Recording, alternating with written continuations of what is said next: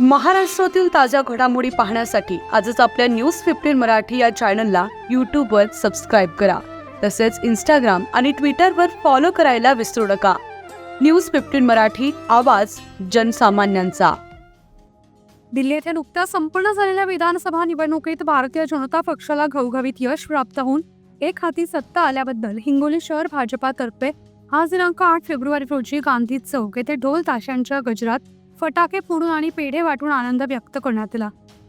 यावेळी आमदार तानाजीराव मुटकुळे, जिल्हाध्यक्ष फुलाजीराव शिंदे, माजी आमदार गजाननराव खुके, माजी आमदार रामरावजी वडकुते, माजी नगराध्यक्ष बाबाराव बांगर, शहराध्यक्ष कैलासचंद्र काबरा यांच्यासह मोठ्या संख्येनं कार्यकर्ते उपस्थित होते. न्यूज 15 मराठीसाठी प्रतिनिधी नारायण काळे, हिंगोली. जगाचं लक्ष असलेली निवडणूक पार पडली आहे.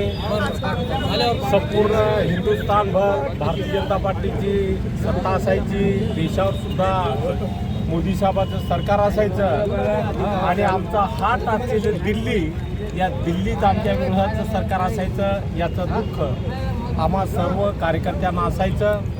पण आज मोदी साहेबाच्या नेतृत्वात, शहासाहेबांच्या नेतृत्वात दिल्लीत मोठ्या प्रमाणात गेल्या 26 वर्षानंतर ही सरकार आज भारतीय जनता पार्टीचं स्थापन होऊ लागलं आहे आणि मोदी साहेबांनं दिल्लीवर केलेलं काम, विकासाचा मुद्दा आणि एक है तो सेफ है हा नारा सर्व कामी पडला आणि आज मोठ्या फरकानं भारतीय जनता पार्टीचं सरकार दिल्लीवर आलेलं आहे. खासदार राऊत म्हणाले की त्यांनी पैसे वाटून हा विजय मिळवलेला आहे. काय राऊताला दुसरं काय काम आहे? त्याला तो धंदा आहे, कुत्र्यासारखं भोकायचं.